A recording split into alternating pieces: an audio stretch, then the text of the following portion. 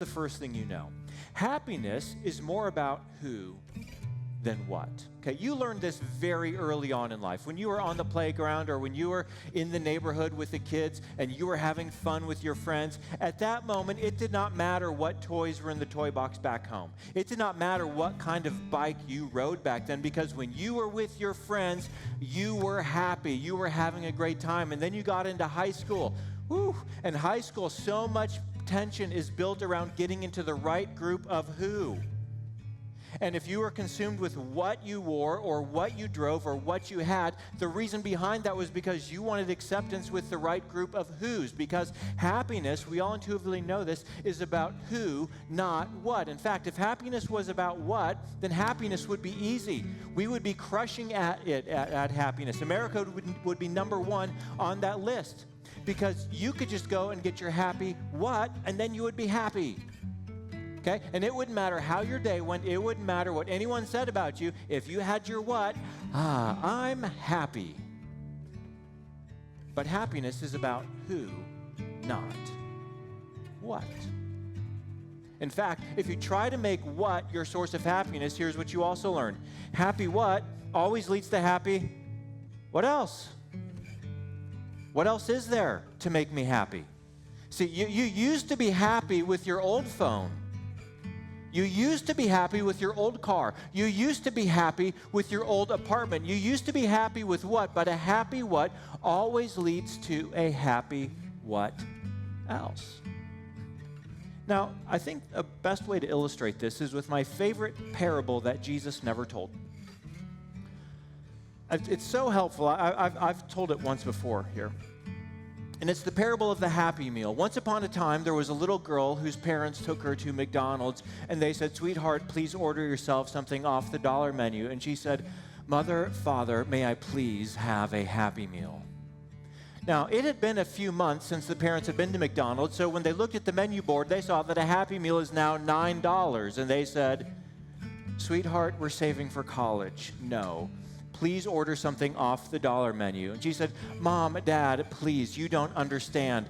That Happy Meal will make me so happy." They said, "Sweetheart, it's just not worth it. The toy will break before you even get home. Please order something off the dollar menu." And she said, "Mother, Father, you don't understand. If you buy me this Happy Meal, I will never ask you for anything again." Well, the parents stepped back to confer with one another, and they agreed this seemed like a pretty good deal. So they bought the $9 Happy Meal. And it worked. The little girl's heart was filled with happiness. And she woke up the next morning filled with happiness. And in the weeks and months and years that followed, as she grew from a child into adolescent and teenager and into adulthood, she remained happy. It's true that life was challenging at times, but she always looked back to her Happy Meal with great fondness, basking in her attained state of happiness. And she lived happily ever after. The end. Now, you would think that occasionally an exceptionally bright child would come along and say, "You know what, the happiness doesn't really last for more than 15 minutes. They should really call it a dopamine meal, because you just get this little hit of dopamine and it's fun, it's a rush, and then the toy breaks and then I'm crying and the rest of my day is ruined." You would think a child would come along and figure that out, but could it be that as adults, our Happy Meals just get more and more expensive?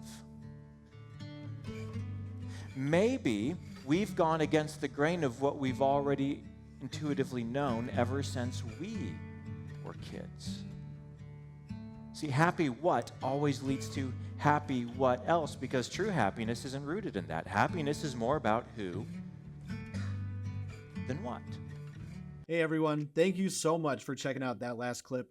My name is James and I serve as the Digital Media Director at Hope Church. If you're interested in exploring more about this topic, just click the link down in the description.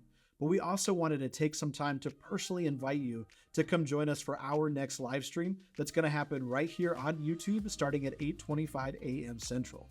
You'll be welcomed by our on-air host who will guide you through that day's experience. We have chat hosts ready to answer any questions that you might have, and we would just love for you to come be a part of our growing online community.